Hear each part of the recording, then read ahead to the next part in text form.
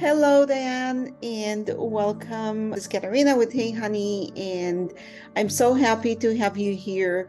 I know that you are about to share your amazing cause with us, and as a part of us wanting to give back to the community for this March, Women's National Month, we've decided to highlight women that actually make a change locally in our community. We're always trying to be a part of the community, and as a business, I think every business should be giving back, and especially locally. And if we all did that, we're going to make a huge difference together. So let's start by you telling me a little bit about your organization and the mission and the role of your organization in the community. So the Twig is a nonprofit that I started 8 years ago. It is not affiliated with anything else. It just came out of my brain, and I just felt I needed to help kids that are in foster care. And it started with the fact that when my daughter was 5 months old, I adopted her out of the foster care system, and I really never thought about the foster care system after that. It wasn't until she was a senior in high school and we were shopping for all those things that you need when you're a senior in high school and you're a girl. There's always a dance, there's always an awards banquet, there's always something. And so we were shopping, and all of a sudden I thought, where would she be shopping if she was still in foster care? And this just consumed me. And I thought, if I would want her to go to a place that treated her with dignity and respect, some place that would come alongside her, encourage her to be all that she could be, then wouldn't I and shouldn't I want that for everybody's child? So I started the Twig, and so that's what we do. We reach out to children that are in foster care. They come each and every month and shop at our store. We have sizes from newborns all the way up through teens. They get every month that they are in care, they can come and they get 7 items plus socks, underwear, two books, and an accessory every month, totally free. Our store is not open to anybody other than kids in foster care.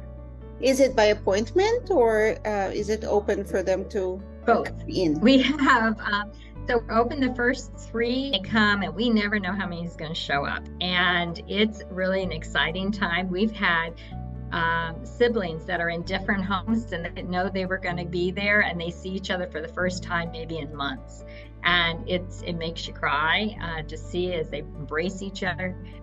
We have Wednesday's appointment. They can come and make an appointment because some kids can't take the chaos. We could have easily 70 to 100 kids on a shopping day, and our Wednesdays are calmer, and so some just need that more calm personal experience, and so we make appointments for those kids. That is amazing. So you touched on this a little bit, but tell me a little bit more about your personal journey and kind of the motivation. I am sure that with time you've heard and seen things that probably motivated you to tap into this even more. My first original reason why, and I thought at the time, if I served 8 kids, I'd be happy. I just never dreamed that I would grow into serving. We serve around 400 kids every month now. Started with this idea of providing a place that makes them feel like they belong. And it has continued to grow as we listen to their stories, and such as we had a boy that had been coming to us for 3 years, and he joined the Marines. And I was happy for him, but I was sad for us. And I was worried that he might forget all the things that we'd poured into him. So we started a program called our Twig Box program. And so kids that are aging out can sign up for these Twig boxes, and we send them personal hygiene things. We send that each and every month. They'll get one of these boxes, and it has a personal letter written to them. It has motivational card in there for them. It has, it might have deodorant and shampoo, those kinds of things. But it's basically touch base with them, just as maybe you or I did when we went to college. You'd get a package from home. and how special that made you feel. Well, that's what we do. So we are continually growing our program. We have a Connects program that our kids meet once a month, the teenagers, and they have a meal with us, and we bring in speakers and talk about things that most people are talking about on their dinner table, and these kids aren't getting those conversations. So again, they're there to, you know, learn about budgets and how important. We're having a meeting tomorrow night, and it's all about how important it is to read a contract when you sign your name. You know, that it's binding, and those things are important. They don't understand those Life things skills, if no one teaches it to them. Yep. Right. Recently, we started a program called Thrive. Grandparents, great-grandparents, aunts and uncles that are coming alongside these kids, taking them in, but using their resources. They are wiped physically, mentally, and financially. And so we have kind of a support group for them to come in and just talk about what resources are out there for them.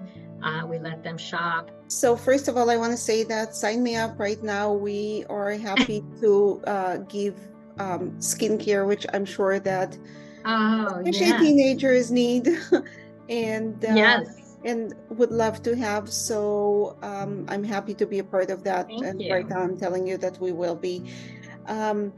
So tell me a little bit about your leadership philosophy and approach. It is hard. And so it's interesting. I was a stay-at-home mom up until my 50s. I had 4 daughters in total. The last one we adopted, but I gave birth to the other 3. And so I never knew anything about running an organization, any of that stuff. And so I have learned along the way. But what my philosophy has been is basically, what would I want for my child? And so my employees, I try to think of them that way too. You know, I want to treat them the way I'd want my daughter treated. Just everything about how I approach life is that way. Is take what I learned as a mom and approach it to just be kind, just look to see what needs to be done, and just do the right thing. That's incredible. Well, I think being a mom is half of the experience, right? Because as parents, this is, I guess, our greatest job, and if we succeed in it, it's our greatest success story. Our greatest joy. Yeah, our greatest joy. It really is. And I always tell people that now, because I am now a grandmother, and it's like another child to me. And I tell people, you have to be careful, because it's just like my grandkids. I can talk about it all day long if you want, because it has been so satisfying. And every time I'm tired, I get a hug from a kid. I get a letter back from a foster parent telling them how much I'm to them. Those are the things that keep me going. And it has been so encouraging, so inspiring. Our community has come alongside. We have 175 volunteers. That is amazing. And you achieved all that in only 8 years without any experience. Yes, without any experience. People just love what we do. And, you know, one thing I've learned in people appreciate things when you do them well. And, you know, we try, our store looks like a boutique. It doesn't look like something that you would expect handouts to be given. And my feeling on that was, I want everything I'm given to be the best I can give. No, we kind of live in a bubble a little bit here. Our area, you know, it's a very desired vacation destination. There is a lot of beautiful things around us, and people that live here sometimes tend to maybe not see that there is another side of this beautiful life. Right. And I think it's very important to keep bringing this up to their attention. There are a lot of people here that can give in many ways. They can give with donations. They can give. And we do have. Yes, we have a very generous community. I've lived in Venice since 1971, so I do not take that in that. That is why I've been able to succeed so well in 8 years, is because the community has come alongside me. Right. And it is not by anything that I have done. This community has been outstanding in that. But, you know, I think that if you do something for someone and you you dress up for them, you provide your best for them, they begin to feel like they're worth something.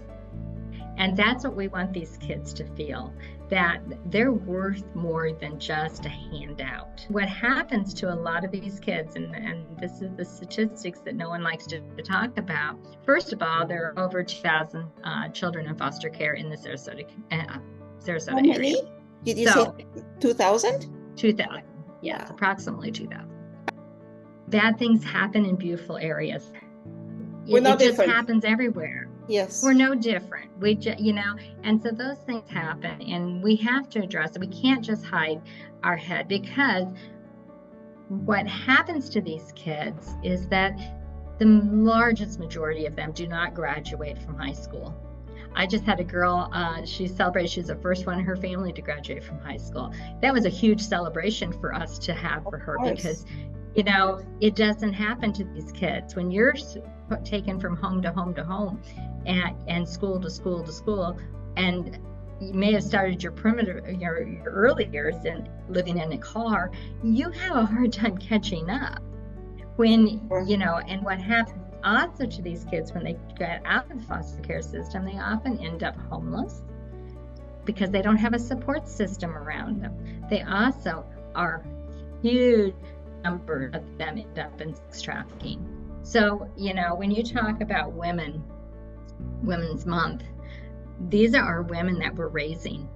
These kids are being preyed upon, and we need to protect them. And I think the best way to protect them is to let them know that they're valued, that they matter. And if we give them strength to get their voice out there, then I think they'll be protected more from those people that are trying to prey on them.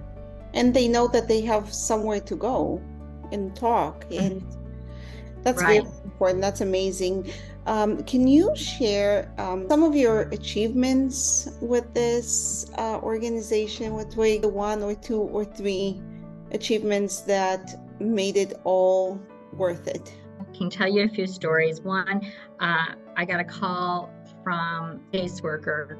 There was this boy and girl that were about to start school the next day, and they're both going into high school. One was going into 9th grade, one was going into 10th grade, and they had absolutely nothing. They had come into care with nothing. Now they're supposed to start school in high school the next day with nothing at a school that they have no idea where it is.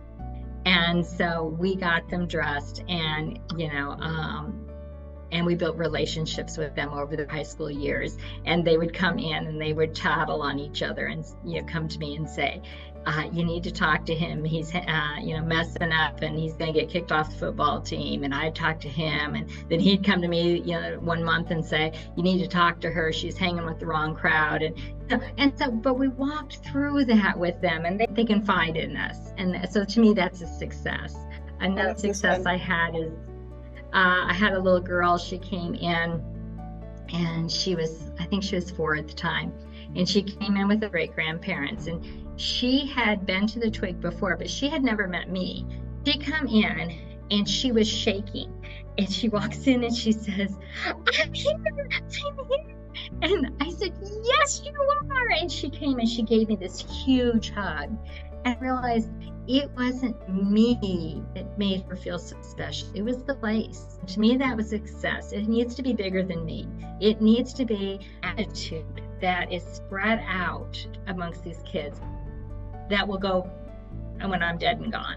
I want this to continue, and to do that, I cannot be selfish with it. I have to let other people experience these love moments that I get.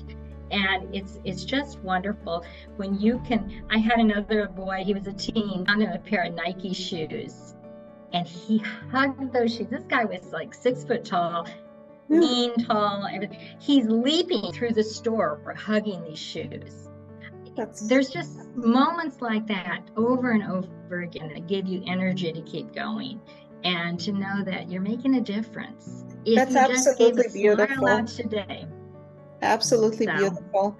What would be your advice and inspiration for other women? And maybe with you, even, you started late and you still created a huge difference. And mhm, you've created something that, just like you said, is going to outlive all of us and hopefully, mhm. just grow and continue. A lot of women think, oh, I've been sitting at home my whole life. I don't know how to get involved, or what would you say to them? I wrote a book. Oh, It's called Dare that's to Dream, and that's it is my story about encouraging other people to do this because I was one of those people. My kids were all raised, and then it's like, okay, what do I do now? And I will tell you, my journey was a faith-based journey. It was coming to grips with what I felt, why I felt I was on this earth. I had to go through that process, think about what got me from here to here, what I've learned in my life, and stop looking at what I can't do and think about what I can do, what I do know how to do. And I found out that I had focused most of my life on fear. I'm afraid that I can't do anything. I'm not good enough. What do I know? I'm not a college graduate. I dropped out of college. So I had everything going against me on doing this other than a desire to do it. And so I think you have to stop looking inside yourself as far as you have to look to see what you see once you need change in the world, and stop expecting someone else to change the world. If it's your passion, if you really believe, and you got to really believe, because to do what I did, you got to live it, day in, day out. But everybody can make a difference. It doesn't have to be big in the realm of what I I did. You don't have agree. to start a nonprofit. You can just go out and say, today I'm going to give smiles to everybody I see. You can make a difference wherever you are, but you got to get past your front door. If you just sit in your house and think about it, it's never going to happen. That's amazing. And that's why we're talking to you and other women like you, because I think that it's such a force, such a power to move and make a movement, right? And do those Mm-hmm. things and make the change that we know that we need. So with that, can you tell us if someone wants to get involved with you, donate, volunteer, Mm-hmm. or even just reach out to you for services? So our website is called the twigcares.com. And on there, it gives you all the information that you want. If you want to give, if you want to volunteer, if you want anything you want to do. And if you can't find it, then just, you can email us on there too. So And we how do would love they to get your hear. book? How would they buy your book? That is going to be on my website too. Is there anything else that you would like to add? Just really want to encourage people to realize that there are a lot of hurting people in this world, and even though we live in paradise, there's there's pain out there, and we can all make a difference if we just look at beyond ourselves. And even if we don't live in a paradise, and even we tend to get up in the morning, go to work, come home, deal with, Mm-hmm. our things, and God knows we have a lot of things to deal with in this era. Sure. But um, there is always someone out there that does not have the warm meal, the close to where to school the next Mm-hmm. day, to courage to get out of a bad situation. Um, the means there is so much that we can do, and I think that a lot of people think that what can I change as one person with like a small either donation or a day, a month for volunteering. But I think if Mm-hmm. everyone did that, the impact Right. is so big and so meaningful, right? That is one thing about being part of the nonprofit world that I did not realize, actually, because I have found there's so many nonprofits out there that are doing things about things that I didn't even know was a problem.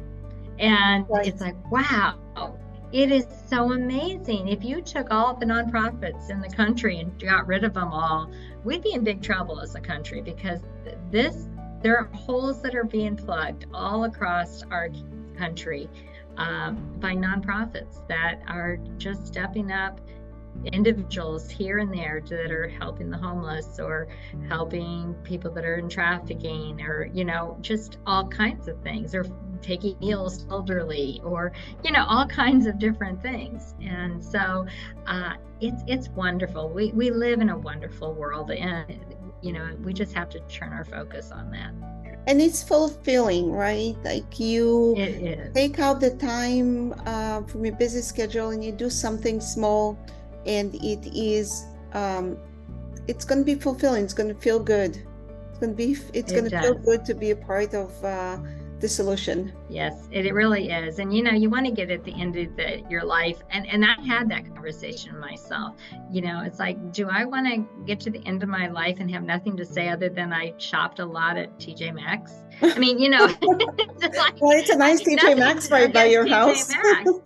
Yeah, there's nothing against that, but there's got to be more to life. And I think we all come to a point that we start to question that and say, what is going to, and so start building your obituary, if that's the most morbid way to say it. But, it's something that you're proud of in your life, and it can't be something you did 20, 30, 40 years ago. It needs to be something you did recently.